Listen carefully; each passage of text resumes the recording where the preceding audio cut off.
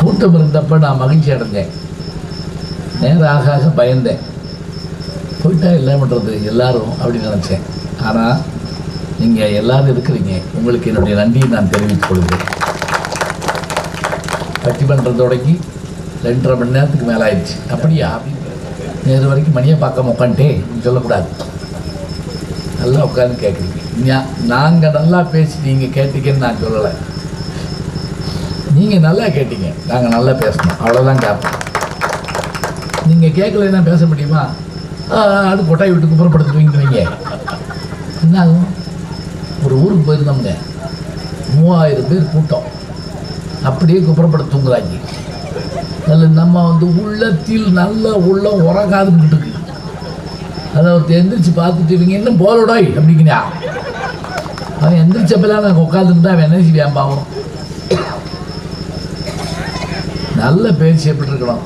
திருவள்ளுவர் சொல்கிறார், கட்டி போடணுங்கிறார். கேட்டார் பிணிக்கும் தகையவாய், கேளாரும் வேட்ப மொழிவதாம் சொல். கேட்டவங்களை கட்டி போடணும் பேச்சு, கேளாதவங்க அவன் பகைவராக இருந்தாலும் சே நல்ல பேச்சை கேட்க முடியாமல் போச்சு அப்படின்னு வருத்தப்பட வைக்கணும். அதுதான் பேச்சு. 2000 வருஷத்துக்கு மேலே சொன்னான் நம்மாடு. கேட்டுக்கிறதுக்கால கட்டி போடணும். ஒரு ஊரில் பேச்சாளனை கட்டி போட்டுக்காங்க. இனிமேல் நீ எங்கேயும் போய் பேசக்கூடாது. அவ்வளோ மோசமாக பேசுகிறது இருக்கானா? ஒருத்தர் தற்கொலை பண்ணி சாருக்கு மழை உச்சிக்கு ஓடிட்டான். அந்நேரம் பார்த்து இப்படி ஒரு பேச்சை கேட்டான். யூட்டர்ன் பண்ணி வந்து இப்படி உட்காந்துட்டான்.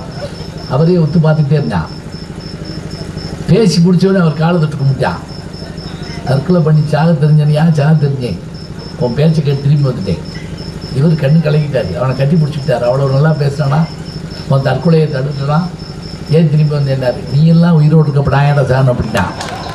நீ பேச்சியே கொள்கிற, நீ இருக்க நான் சாவனா? இப்படியான பேச்சாளர்கள் உண்டு. நீங்கள் அருமையாக உட்காந்து கேட்குறீங்க. அதாவதுங்க, கோவில் கட்டுற போது பக்திக்கான ஒரு விஷயத்தை அவர்கள் தங்களுடைய பணத்தில் செஞ்சு காட்டுறாங்க. அது ஒரு வகையான தானம். இங்கே எல்லாருக்கும் உணவு அன்னதானம் நடக்கும் இல்லையா? அன்னதானம். பட்டிமன்றம் தான் என்ன? ஞான தானம், வேற ஒன்றும் இல்லை. ஒரு நல்ல பேச்சாளர் 4 விஷயம் பேசினா அதை கேட்டு நம்ம உள்ள மனசு எவ்வளோ மகிழ்ச்சி அடையுது. அது எவ்வளோ கவனமாக சொன்னார் பாருங்க. அந்த யூடியூப்பில் நான் சொன்ன ஒரு விஷயத்தை, அது அமெரிக்காவில் நடந்ததுங்க. நான் பேசி முடிச்சதும் ஒரு தெரிஞ்சு கேட்குறான், நம்ம தமிழ்நாட்டுக்காரன் தான். தமிழ் படித்து என்ன செய்ய போகிறோம்? நான் தமிழே படிக்கலை, பில்கேட்ஸ் கம்பெனியில் 15 லட்சம் ரூபாய்க்கு வேலை பார்க்குறேன், என்ன கெட்டு போச்சு? தமிழ் படிச்சுன்னா போகுது. அதுக்கு தான் நான் பதில் சொன்னேன். என்ன பதில் சொன்னேங்கிறது யூடியூப்பில் போய் பாருங்கள். ஏன்னா அதை சொன்னோம்னா பட்டிமன்றத்தில் நேரம் ஆகி போகும். அலறிட்டான் அந்த ஆள். அது நான் சொன்ன விஷயம் அப்படி நானாக சொல்லலை, மகாபாரதத்துலேருந்து எடுத்து சொல்கிறேன். 13ஆம் நாள் போர்ச்சர்க்கத்தை எடுத்து சொல்கிறேன். இது எதுக்கு தெரியுங்களா? என்ன வேறு நாட்டில் எங்கெங்கே இலக்கியம் இருக்குது? நமக்கு இவ்வளோ இலக்கியம் இருக்குது, படிக்க மாட்டேங்கிறோம். எல்லாரும் என்ன தெரியுங்களா? சம்பாதிக்கணும்னு நினைக்கிறோமே தவிர அந்த சம்பாத்தியம் பொருள் இருக்கும், அழியும், அறிவு நிலைக்கும். அதுதான் உண்மை. ஆழமாக போய் பதியும். ஒரு அறிவாளி போதுங்க, ஊரை உயர்த்திடுவான்.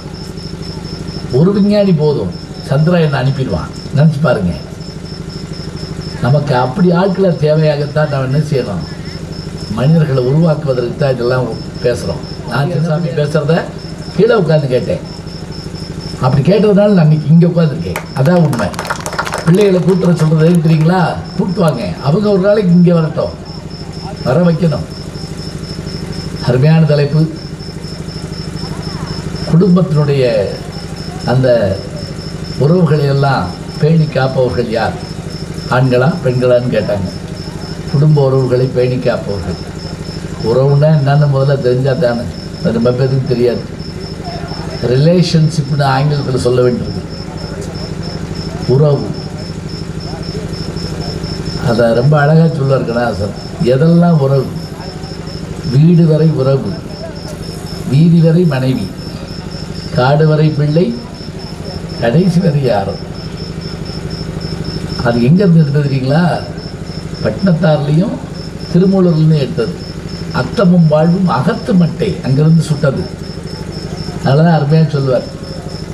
சரி, இப்போ இந்த குடும்பத்தினுடைய எல்லா வகையான பெருமைகளுக்கும் அதனுடைய உறவுகளையும் பேணி காப்பவர்கள் யார்?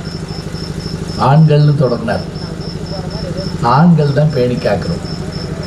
எப்படி? நம்பர் 1, நீங்கள் என்ன செய்யணும்னாலும் அதுக்கு பணம் வேணும். அதை தான் அவர் சொன்னார். டப்பு, துட்டு, காசு, பணம், மணி எல்லாம் அது வேணும்னா அதை சம்பாரித்து கொண்டு வரதுக்கு ஒரு ஆண் வேணும். இப்போ நீங்கள் சொன்னீங்க நாங்கள் வேலைக்கு போகலையா? போகிறீங்க. நீங்கள் வேலைக்கு போகலன்னு சொல்லலை. ஆனாலும் கூட செலவு பண்ணணும்னு வர்றப்ப ஆண் மாதிரி நீங்கள் செலவழிப்பீங்களா? சொல்லுங்க பார்ப்போம். சத்தியமாக சொல்லுங்கள். ஆம்பளையினுடைய குணம் என்ன தெரியுமா? பஸ்ஸில் உட்காந்துருப்போம். அண்ணே அப்படின்பா ஒருத்தன், தம்பி நீயா இரு நான் டிக்கெட் எடுத்துக்கிறேன், நீ யாரோ என்னமோ தெரியாது, அவன் அண்ணன்ட்ட டிக்கெட் எடுத்துருவோம். நீங்கள் எப்படி தெரியுமா? 50 வருஷமும் ஒரே பக்கத்து வீட்டு தான் இருப்பீங்க. செகண்ட் ஷோ சினிமாவுக்கு போகிறப்ப அவங்க காசில் அவங்க டிக்கெட்டு. அதில் 50 பைசாவுக்கு முறுக்கு வாங்கிட்டுட்டா மறுதான் அந்த பிள்ளை காசு அக்கா எங்கள் அம்மா அந்த 50 பைசாவோட இன்னொரு 50 பைசா போட சொல்லி 1,5 ரூபாயா கெடுச்சு. அது கூட 1 ரூபா தான், 1,5 ரூபாயா கெடுச்சு. பிச்சைக்காரனுக்கு சோறு போடுறோம்னு சொல்கிறீங்க. ஒரு பிச்சைக்காரனுக்கு இந்த அம்மா சோறு போட்டுருக்கு, சாம்பார் இருந்தால் ஊற்றுக்குதாயி, சரிப்பா ஊற்றுருக்கு, துப்பிக்கா மனுஷன் திம்பானா? அந்த அம்மாவுக்கு தாங்க முடியாது கோபம். என் பிச்சைக்கார நாயே இதான் என் புருஷன் 30 வருஷமாக இதே சாம்பார் தான் திங்கிறான், ஒரு நாள் கூட என்னை வஞ்சதில்லை, நீ என்னை வையிற. அவன் சொன்ன அவர் தான் இந்த 10 ரூபா விட்டு சொல்ல பண்ணிட்டா. நானா சொல்லலை, அவர் தான் சொல்ல சொன்னார். ஆள் வச்சு அடிக்கிற மாதிரி ஆள் வச்சு வைய விடுறாங்க. என்ன சொல்கிறது? அது பரவாயில்ல. இன்னொரு அம்மா கேட்டிருக்கு, உனக்கு கையால் நல்லா தான் இருக்கு, எதுக்கு பிச்சை எடுக்கிற? சோறு இல்லைன்னு இருக்கு, கையால் நல்லா தான் இருக்கு, எதுக்கு பிச்சை எடுக்கிற? அவன் உடனே பதிலுக்கு சொன்னேன், உங்களை பார்த்தா கூட நயன்தாரா மாதிரி இருக்கு, இவருக்கு போய் வாக்கப்பட்டுருக்கீங்க அப்படின்க்கா. இதுப்பா 6 இட்லி கொண்டு வரேன், கொண்டு கொடுத்துருச்சு போட்டேன். ஆமாம் அவ்வளோதான், சுட சுட இட்லி இந்த வந்து சேர்ந்துச்சு. பணம் அதை உறவுகளுக்காக தயங்காமல் தரக்கூடியது. மாமா காலேஜில் சேர்ந்துருக்கேன் மாமா, அப்படியா என்ன வேணும்? இல்லை பணம் கட்ட சொல்கிறாரு. சரி ஒன்றும் இல்லை, இப்போ நான் 10 கட்டிக்கிறேன். மனைவி குடும்பம் எது இருந்தாலும் சரிங்க, அந்த பிள்ளை கேட்டுருச்சுன்னா அந்த கல்விக்காக எதையும் செஞ்சு அதை போய் கட்டிட்டு வரக்கூடிய ஒரு தகப்பன், ஒரு மாமன், ஒரு அண்ணன், அவன் வந்து யார்? ஆண்மகன் தாங்க நிச்சயமாக.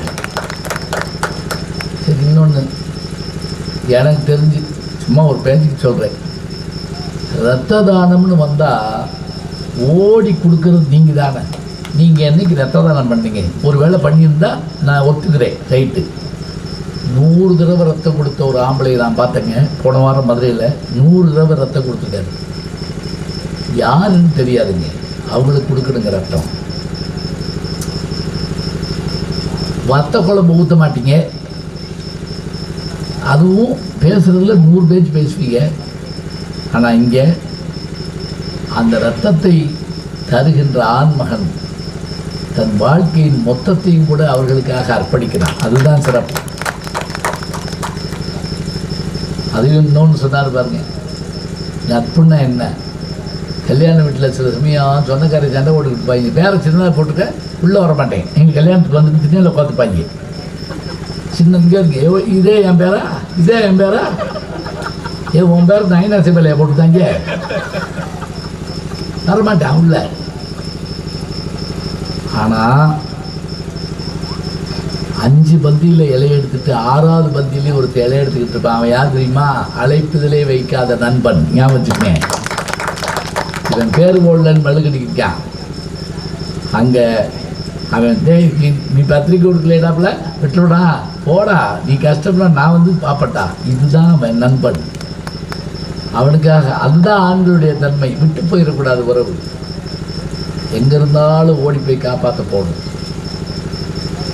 பொருளால், உடலால், ஏன் இன்னும் கூட யோசிச்சு பாருங்க, இந்த நூற்றாண்டில் உடல் உறுப்புகளை தானம் செய்யலாம்ங்கிற ஒரு விஷயம் வர்றப்ப எனக்கு தெரிஞ்சுங்க, ஒருவர் தன்னுடைய அண்ணன் மனைவிக்கு தன்னுடைய கிட்னியை கொடுத்துருக்காரு. எனக்கு தெரியுமா உங்களுக்கு? அண்ணன் மனைவிக்கு ரத்த சம்பந்தம் கூட இல்லை, தான் அண்ணன் நல்லா இருக்கணும், தான் அண்ணன் குடும்பம் நல்லா இருக்கணும்னா அவங்க சொன்ன மாதிரி உதாரணத்துக்கு ராமாயணத்தில் நாட்டை விட்டு கொடுத்ததை பார்க்குறோம், அங்கத்தை விட்டு கொடுக்கறது சாதாரணமாக.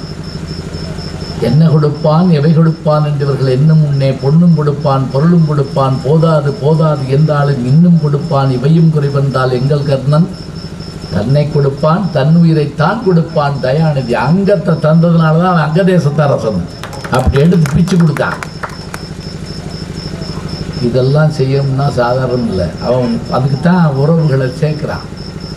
எங்கே இருந்தாலும் சேர்த்து, தம்பிவா, அப்பாவா, தாத்தாவா, மகனேவா, எல்லைப்புறத்தில் நிற்கிறானே வீரன், சம்பளத்துக்காக வாங்க நிற்கிறான் இல்லைங்க. இந்த நம்மளாம் இப்படி உட்கார்ந்துருக்கோம்னா அவன் முடிச்சிருக்கிறதுனால தான். ஞாபகம் வச்சுக்கோங்க, யாரும் விட்டுப்பில்ல.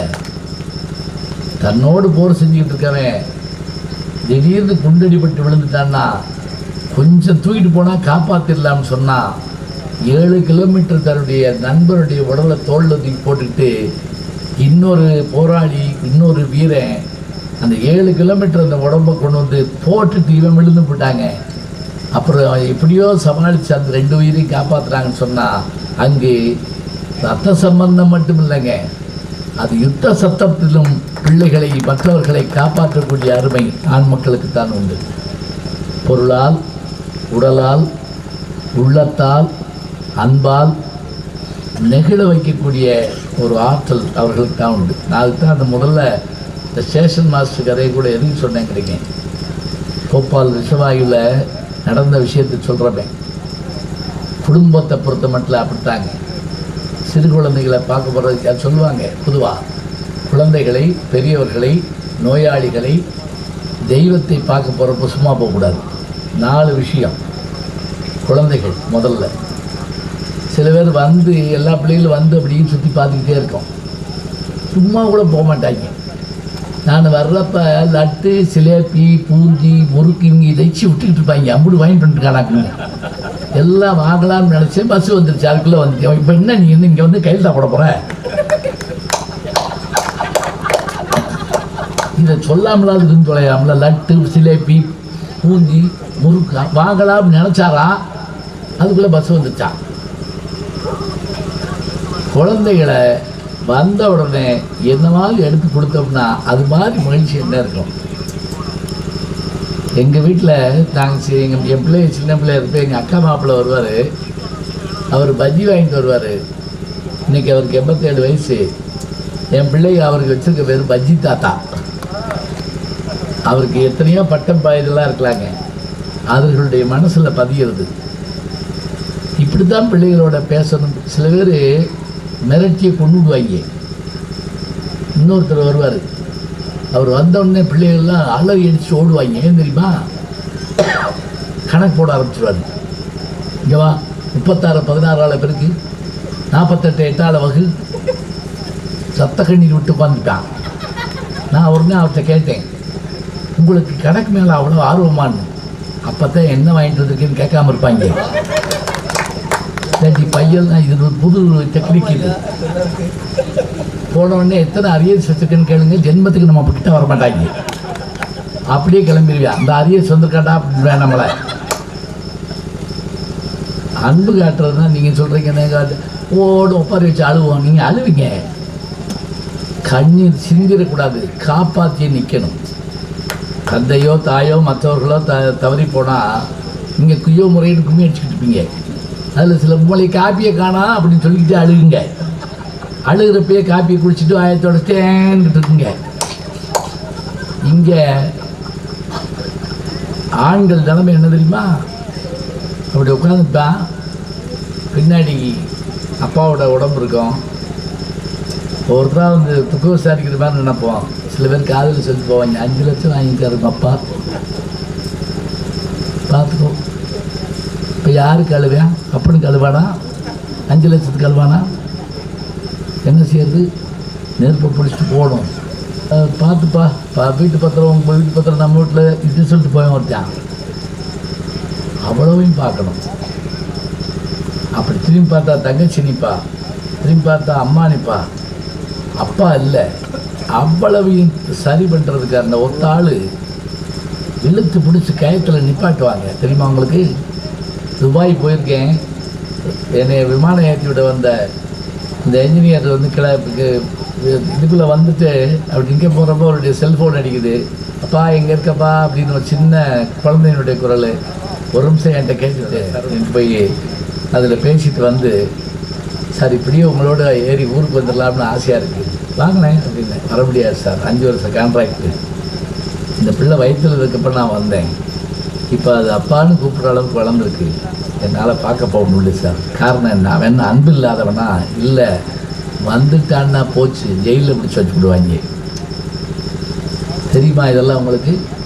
உங்களுக்கு சீரியலில் யாராவது ஓடி போயிட்டா அதுதான் செய்தி.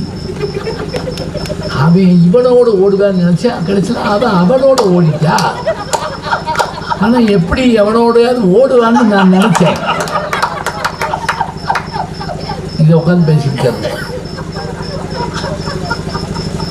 இங்கே உங்களோட இப்படியே வந்துடலாமா அப்படிங்கிற ஒரு எண்ணம் வருது. எப்படி குடும்பத்தை பாதுகாக்கிறதுக்கான பேச்சு.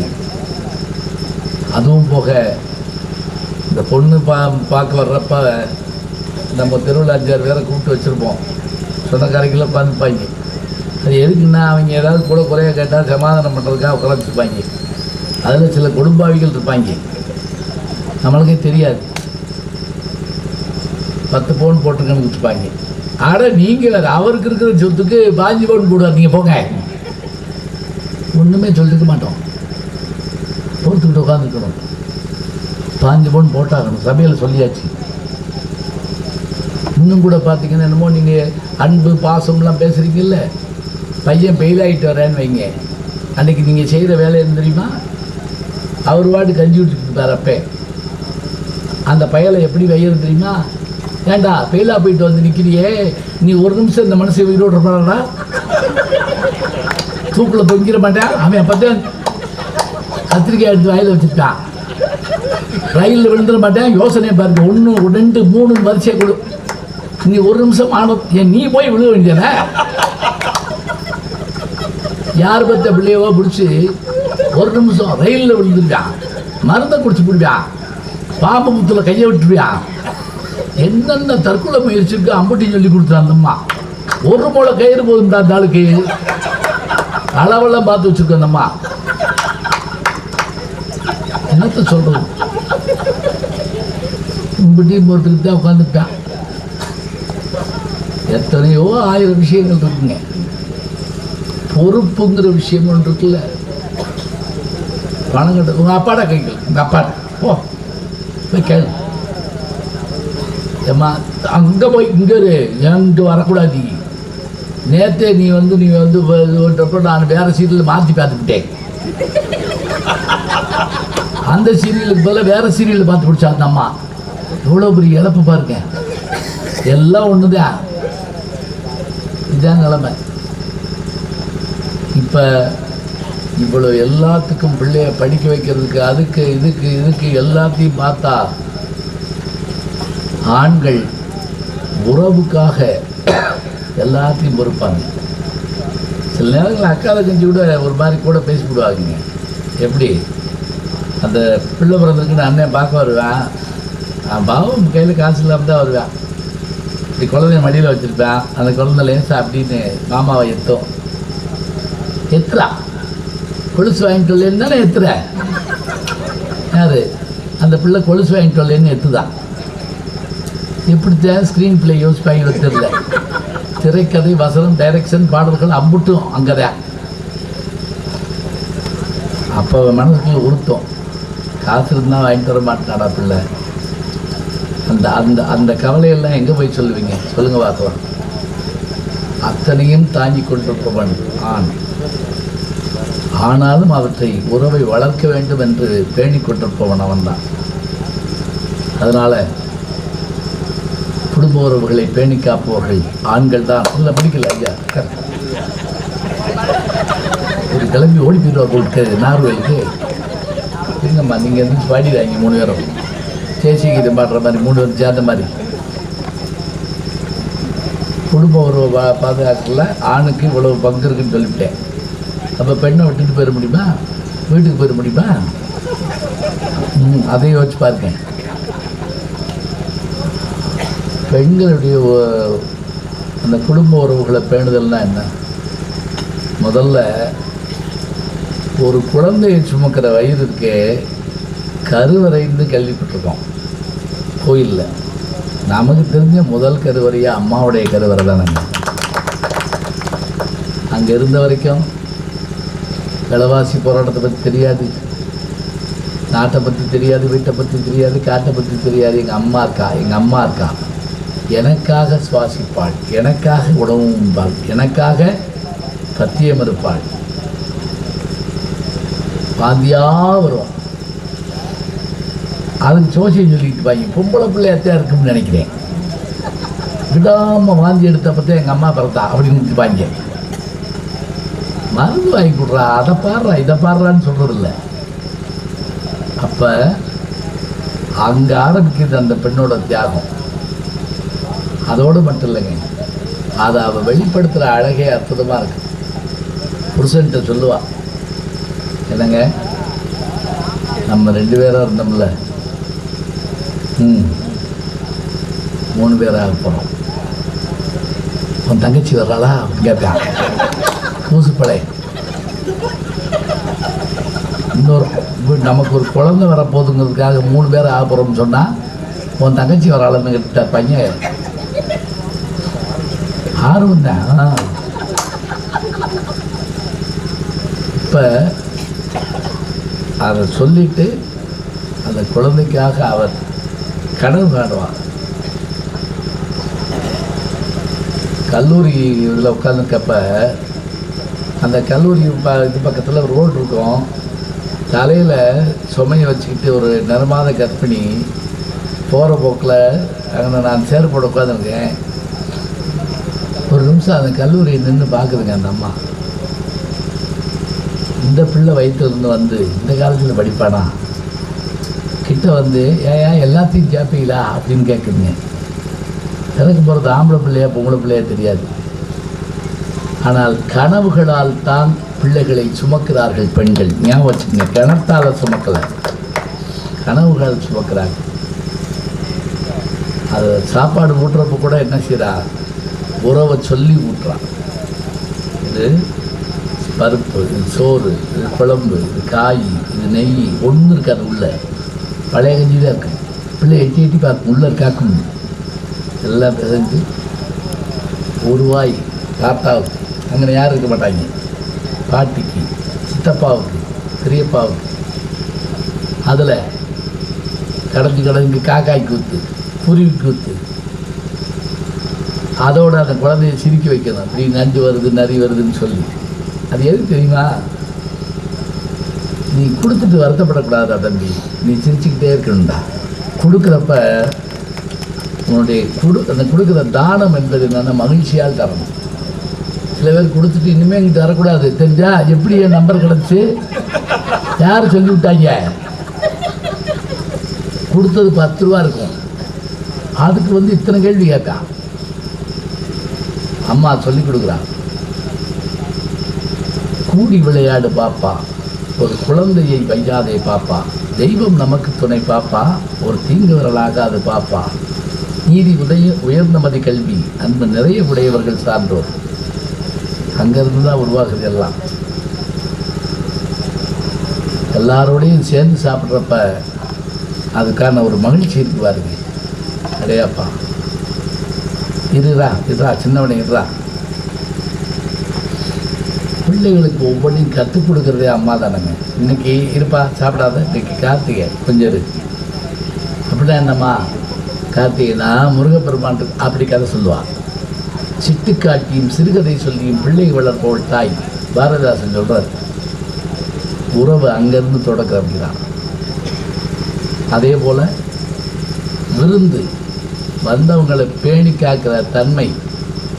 மனைவி நல்லவளை வாய்க்கலைன்னா விருந்தாளிகளை கூட்டு போயிருவீங்களா? கூட்டு போங்க பார்ப்போம். ஒருத்தன் ஔவையார் படம் பார்த்துருப்பீங்க. ஔவையார் பாட்டு பாடுறத பார்த்துட்டு நல்லா பாடுறீங்களே அப்படின்னா, ஏன்பா என்னை கூப்பிட்டு சாப்பாடு போட போறியான்னு அந்த அம்மா கேட்கும். போடலாம் அப்படின்ட்டு வான்னு கூப்பிட்டு போயிடுவான். போயிட்டு தெருவோரத்தில் நிப்பாட்டிட்டு இரு, நான் நிலைமையை பார்த்து வரேன். அந்த அம்மா தலையை வச்சு போட்டு உட்காந்துருப்பான். இவன் போன உடனே முதல்ல செய்கிற வேலை என்ன தெரியுமா? அவளுக்கு பேன் பார்ப்பேன். கொஞ்ச நேரம் நறுக்குது முடிச்சு ஈரு அப்படின்னு குத்துவான். என்ன அருமையான முடி. அவள் திரும்பி என்ன வேணும் அப்படின்பா. ஒரு விருந்து அப்படியா? இது வரேன். உள்ளே போனான். இலை எடுக்க போகிறான்னு நினச்சேன். விருந்துக்கான் இலை எடுத்து வரான்னு ஒரு சொலகு முறம் வாங்கி எடுத்துட்டு வந்து அடி புருஷனை அடிக்காத நேற்று அடித்த இடத்துல அடிக்காதுன்னு சொல்லிக்கிட்டே ஓடுறான். போகிற போக்கில் அவையார் தள்ளிட்டு ஒழிப்பிட்டான். அந்த அம்மா சொன்னான், அட பாவி, நீ சாப்பிட்றதே கஷ்டம்டா, என்னை வேற கூப்பிட்ட. இருந்து முகந்திருத்தி ஈரோடு பெண் வாங்கி விருந்தொன்று வந்ததென்று விளம்ப வருந்தி மிக ஆடினால் பாடினால் பாடி பழமுறத்தால் சாடினால் ஓடோடத்தான். இவளோட குடும்பம் நடத்துறது. ஆனால் விருந்தாள் இல்லைன்னா என்ன ஆகுங்கிற விஷயத்த கண்ணகி சொல்கிறாங்க. கோவலனை பார்த்து சொன்னா, டேய் நீ பொருளை தொலைச்ச, நான் கவலைப்படலை. இதே ஊரில் இன்னொரு பொம்பளை இருந்த, நான் அப்போ கூட பெருசாக நினைக்கல, சரி போ காலக்கோளாறு விட்டுட்டேன். என்னென்னமோ அவமானங்களை சந்தித்தேன், அது கூட எனக்கு பெருசு இல்லை. நான் எதுக்கு கவலைப்பட்டேன் தெரியுமா? நீ இல்லாத இத்தனை நாளில் ஒரு நாள் கூட நம்ம வீட்டுக்கு விருந்தாள் வரலடா. ஒரு நாள் கூட விருந்தாள், ஆம்பளை இல்லாத வீடு அப்படின்னு விருந்தாள் வரல. உனக்கு வாக்கப்பட்டதுனால என் வாழ்நாளில் விருந்தாளுகளை உபசரிக்கிற வாய்ப்பை இழந்து போனேன்னடா பாவி அப்படின்னு சொல்கிறான். அறவோர் அங்கனர் ஓம்பலும் துறவோர் கெதிர்தலும் தொல்லோர் சிறப்பின் விருந்ததிர்கோடலும் இழந்த எண்ணெய் அப்படிங்கிறா. இதெல்லாம் போச்சே, அவள் தான் உறவை பண்ணுவாள். சீதை வருந்துறான். நான் இல்லாத நேரத்தில் விருந்தாள் வந்தால் ராம என்ன பாடுபடுவான். விருந்து கண்ட போது என்னொருமோ என்று எண்ணி விம்முன்றான். அப்படியே கூட்டு குடும்பங்களை ஒன்றாக்குறப்ப இவங்க நீங்கள் வாட்டுக்க நாங்கள் பிரித்து விட்டாங்க அப்படியாக்குங்க இல்லைங்க. எத்தனை நடந்தாலும் அத்தனையும் காட்டிக்கிறாமல் இருக்கிறதுக்கு தான் உறவுனுடைய பேர். ஒரு விஷயம் சொல்கிறேன் பாருங்க. ராஜபாட்டுறங்க ஒரு படம் வந்துச்சு. அவர் நாடக நடிகர். தங்கச்சியை கல்யாணம் பண்ணி கொடுத்துருப்பாரு. வரதட்சணை கொடுமையில் விரட்டி விட்டுருவாங்க. தங்கச்சி வந்து வீட்டில் இருப்பாள். என்ன நீ போய் கேட்டுவானே என் புருஷ வீட்டில். சிவாஜி கணேசன் உலகத்திலேயே சிறந்த நடிகர். சிவாஜி போவார். அந்த வீட்டில் அவ்வளவு அசிங்கம் நடத்துவாங்க. பை வாங்கி அப்படி வாங்கி இப்படி வாங்கி போடுற வரதட்சணை வந்து பைக் வாங்கி கொடுத்து அப்படி வாங்கி எல்லாத்தையும் சமாளிச்சுட்டு வீட்டுக்கு வருவாங்க. தங்கச்சி அண்ணே போனீங்களா, என்னென்ன ஆச்சு, என்னை கேட்டாங்களா, என்ன ஆச்சு? உடனே சிவாஜி டக்குன்னு மாறுவாருங்க. அட என்னம்மா நீ என்ன வரவேற்புங்கிற, சாப்பிட்டான் போடுங்கிறாங்க, உடனே கேட்குறாங்க. நான் சாப்பிட முடியாதுன்னு பண்ணிட்டேன். எப்படி போயிடுவோம்மா, கவலைப்படாத, கொஞ்சம் தண்ணி மொதச்சு வாட்டா அப்படின்னு பார்ப்பல. தங்கச்சி உள்ளே போன உடனே மனைவி பக்கத்தில் நிற்பாங்க. யார்? உஷானந்தின்னு ஒரு நடிகை. பக்கத்தில் நின்றுட்டு ஒரே ஒரு கேள்வி கேட்பாங்க. ரொம்ப அவமானப்படுத்திட்டாங்களோ அப்படின்னு கேட்ட உடனே இடுப்பு வளைச்சி பிடிச்சி ஒரு கதறு வாங்க மனுஷன் தேட்டரு அழகி போகும். என்ன சண்டை காட்சி எடுத்து சொல்கிறாங்க.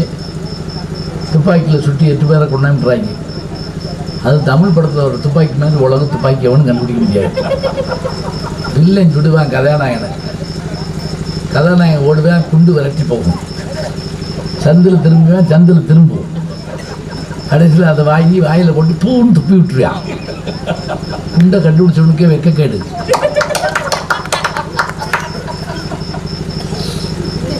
கதறி அழுகிற போது நம்ம சேர்ந்து அழுவோம். அதுதான் உண்மை. இப்போ அந்த பெண்ணு மனசுக்குள்ள சங்கடப்பட்டுறக்கூடாதுன்னு இவன் நினைக்கிறான். அவன் அவ்வளோ கஷ்டப்பட்டு வந்திருக்காங்கிறத, கணவன் அவமானப்பட்டிருக்காங்கிற விஷயத்தை அந்த பெண்ணு கண்டுபிடிக்கிறாங்க. கண்டுபிடிச்சி ஆறுதல் சொல்கிறா. பார்த்தீங்களா, வேற என்ன உறவை இது பண்ண வேண்டாம், நான் அந்த இந்த இவளால் தானே உங்களுக்கு கும்பிட்டு அப்படி சொல்லலை. ஒரு நிமிஷம் அந்த அந்த குடும்பத்தை ஒருங்கிணைக்கிறான். எல்லாம் வந்து போகக்கூடிய அந்த ஒரு இல்லமாக இருப்பது எது. அதனால அன்னை இல்லம்னு பேர் வைக்கிறான், தாய் இல்லம்னு பேர் வைக்கிறான், தாயகம்னு பேர் வைக்கிறான்.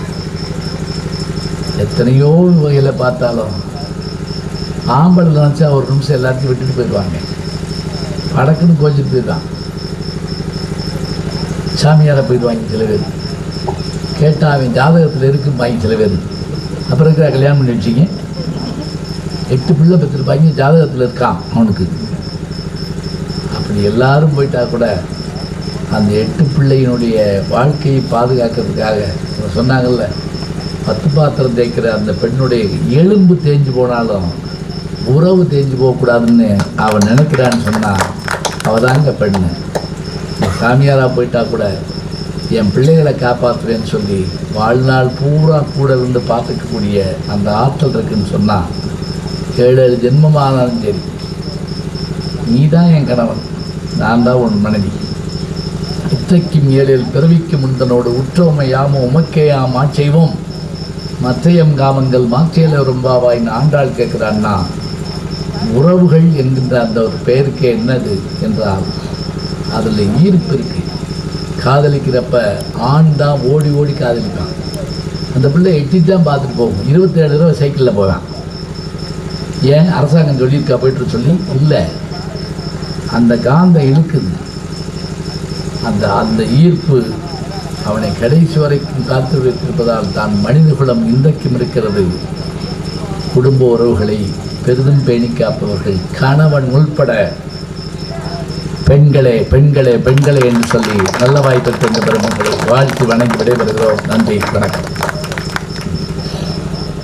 பூகம்பம் வருவதை விட